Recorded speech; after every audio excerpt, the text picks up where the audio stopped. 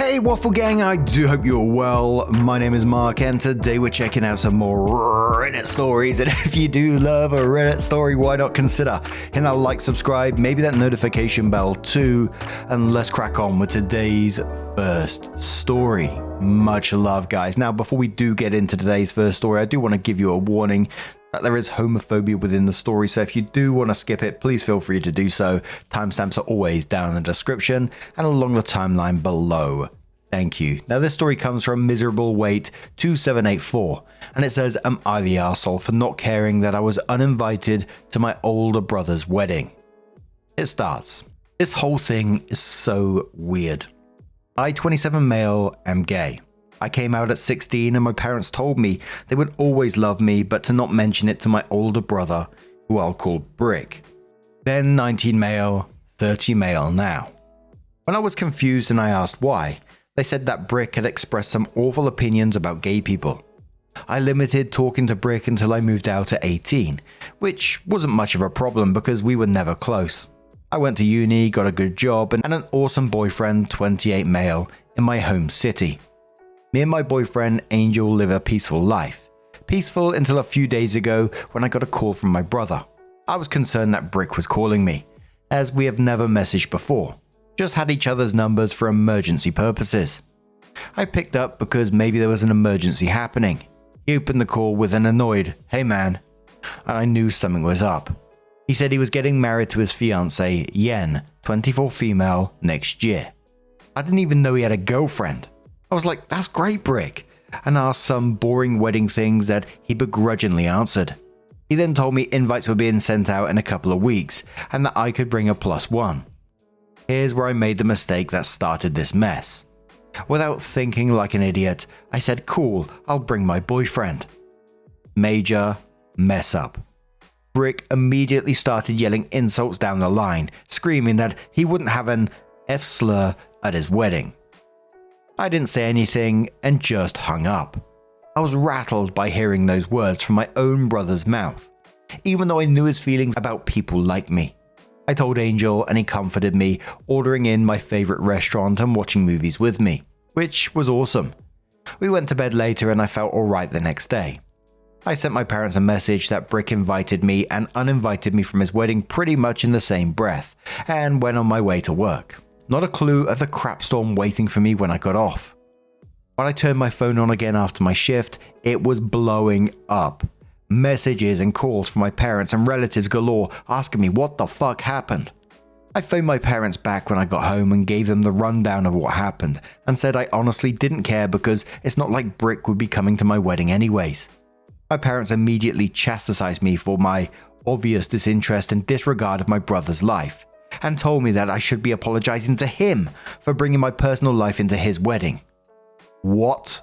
I basically told my parents to screw off and have been getting bombarded with messages from relatives to apologize to my brother and get my invite reinstated, and apologize to my parents for disrespecting them. But I really don't want to. Angel's reassuring me that I did nothing wrong, but it's still nagging me. Am I the arsehole? A relevant comment asked OP. They said, "Why did your brother sound annoyed at the beginning of the call? Did he already know, or was he being forced to invite you by your parents? Seems weird." OP says he's never been my biggest fan, honestly. We were very different kids, like polar opposites, and he didn't like that. Very on brand for him. He definitely didn't know I was gay before the call. My parents have kept it very under wraps for years. In terms if he's being forced to invite me by my parents, I really have zero clue.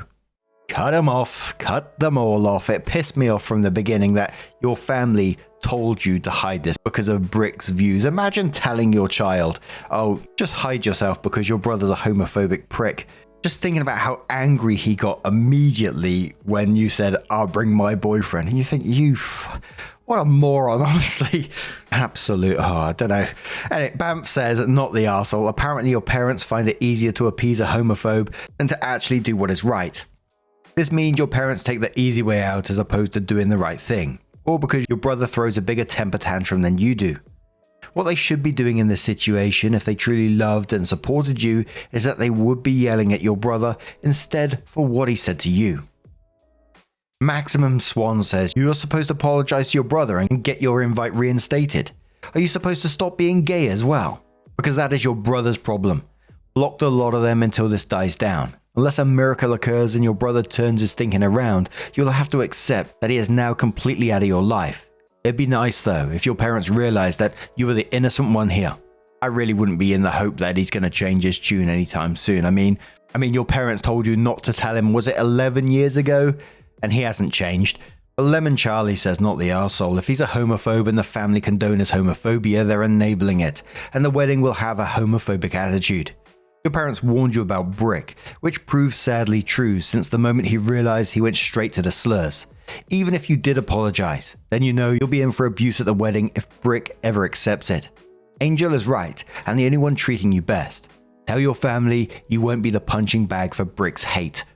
Low Balance quotes the bit where it says, Angel was comforting OP and says, this is how you do relationships. I know it's not the point of your post, but hang on to Angel. This guy's a keeper. Anyway, not the arsehole. You didn't bring your personal life into Brick's wedding. You mentioned your +1. I would tell anyone that aren't your parents or Brick that this doesn't concern them and ask why they are involving themselves in this. And please don't apologize for anything to your parents or Brick. You've done absolutely nothing wrong. Opie comes in with her update and says, you all have really opened my eyes on a lot of issues in my family. I apologize for only replying to a few comments. There's just so many of you. Big shout out to all the people who gave compliments to Angel.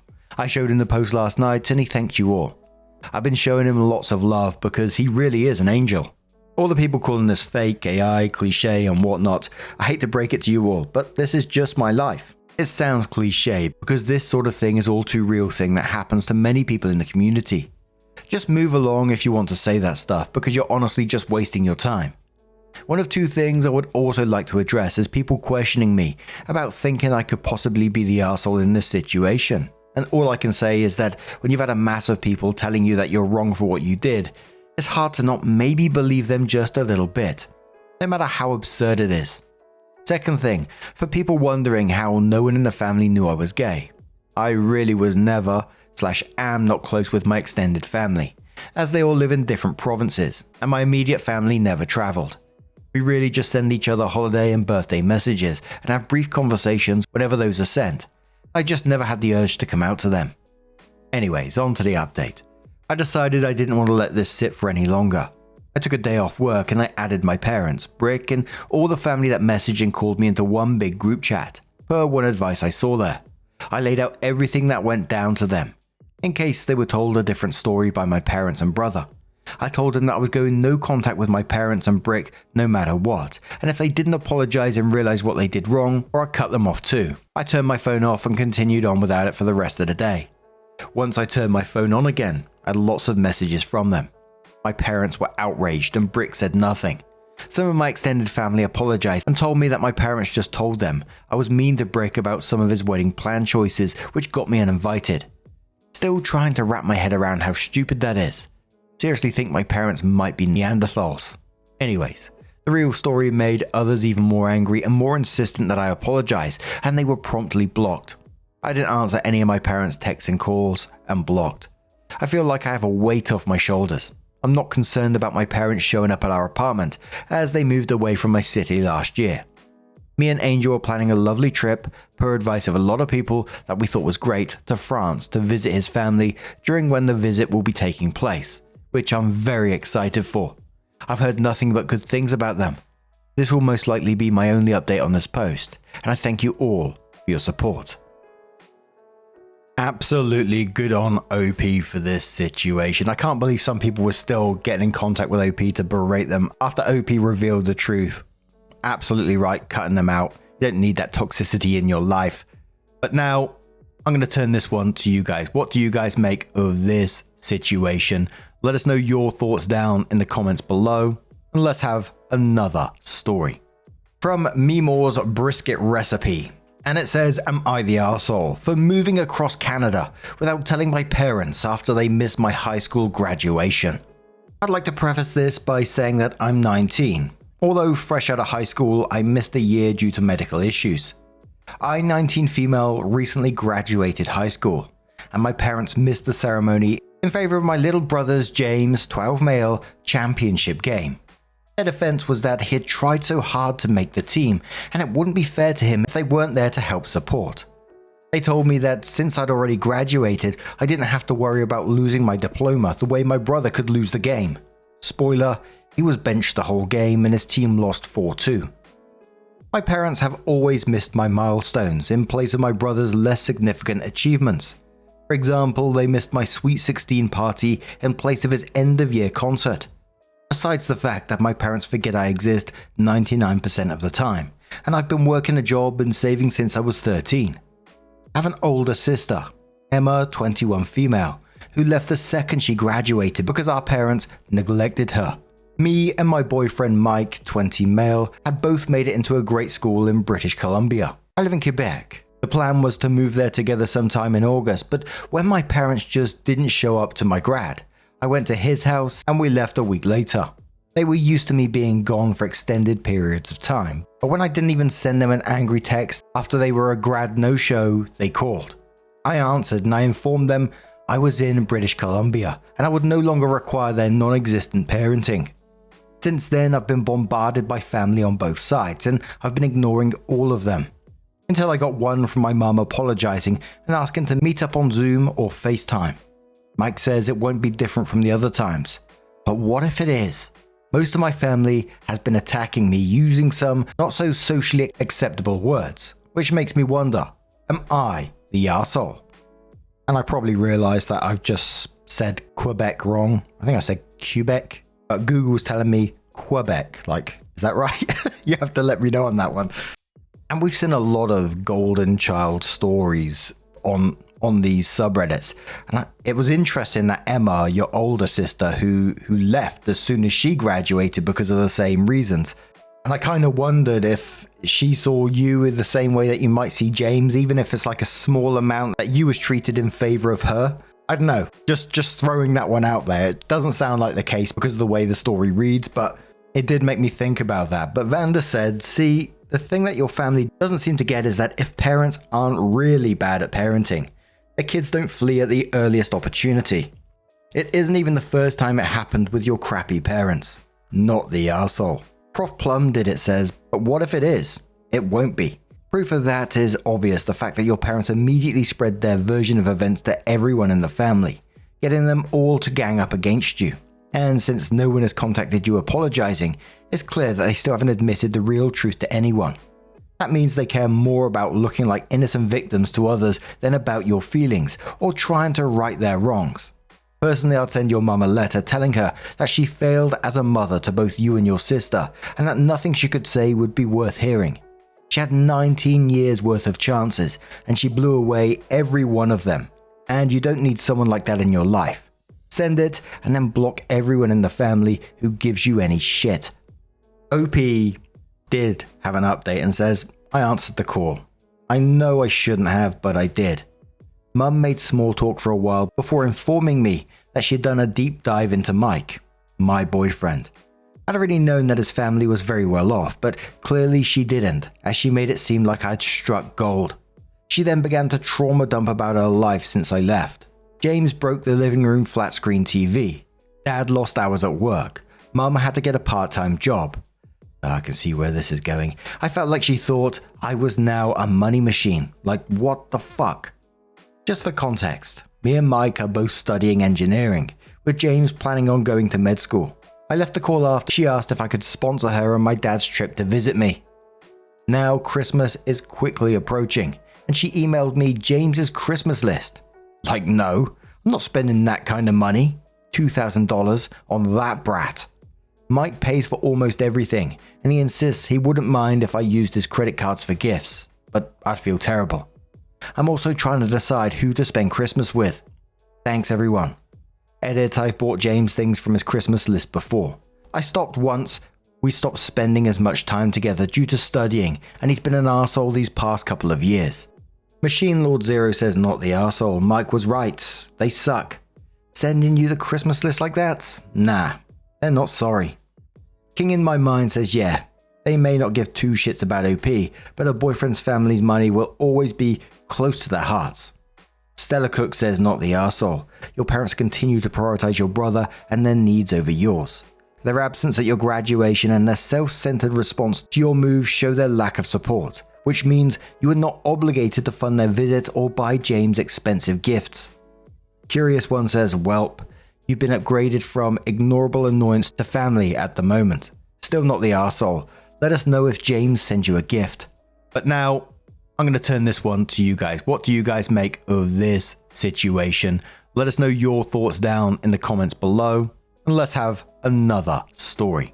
Now, this story is titled, "Am I the Arsehole for refusing to drive a co-worker, female 22, home from work late at night because she said I was creepy?"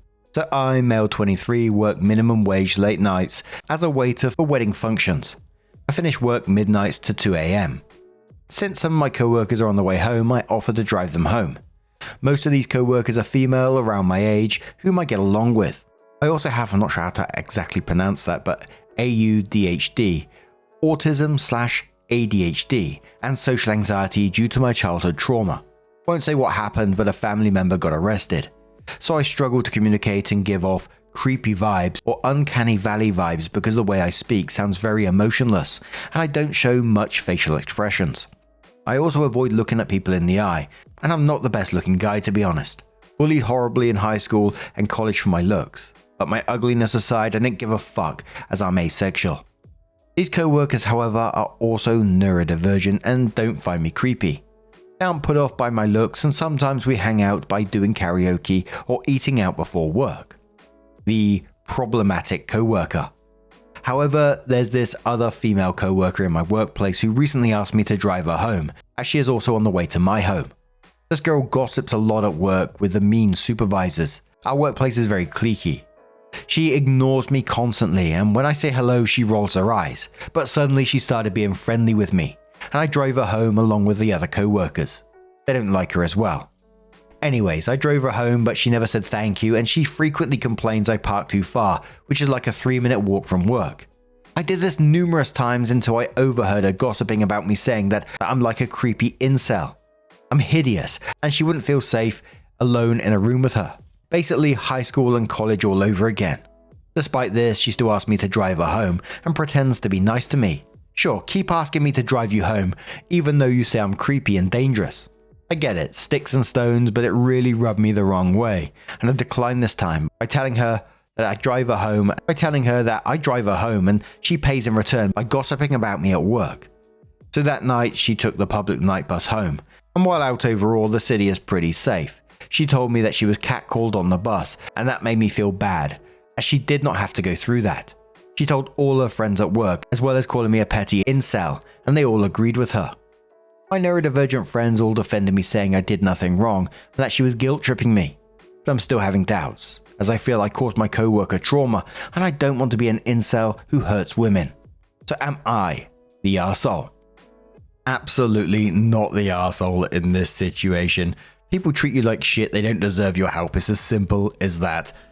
Don't feel bad for doing what you did. You sound like a kind person who wants to just help others out when you don't have to. So keep on sticking up for yourself. But Plus Agent says, "Sorry you went through this, not the arsehole. You're very kind and you were trying to do something nice for someone who didn't deserve it.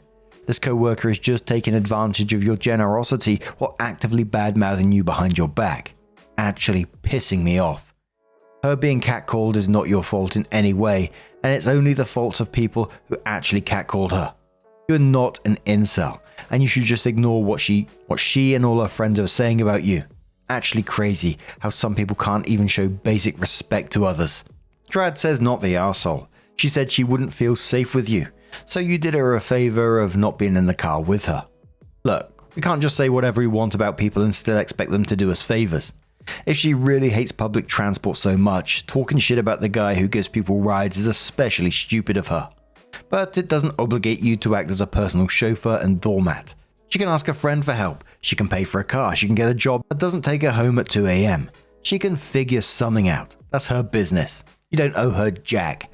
Earlier she says you are not the arsehole. She is. She is gossiping behind your back, saying nasty things and now trying to guilt trip you when she had to take the public transport home. If she doesn't like to travel by bus, she can buy her own car. Please don't feel guilty at all. You did nothing wrong. More than that, you maybe even dodged the bullet. What if she spread rumors that you did something to her while alone in your car? I would ignore her. She got what she was asking for. And the comments pretty much just kept on with that, along that path, just good on you for sticking up for yourself in that situation. I know sometimes it can be difficult for people, but don't take shit from people like that. But what do you guys make of this situation? Let us know your thoughts down in the comments below. Now, just a huge thank you for being here today, getting involved in the stories, your love, your support, your time. It absolutely means the world to me. So thank you so much for being involved, and hopefully I'll see you in the next one. Take care and much love.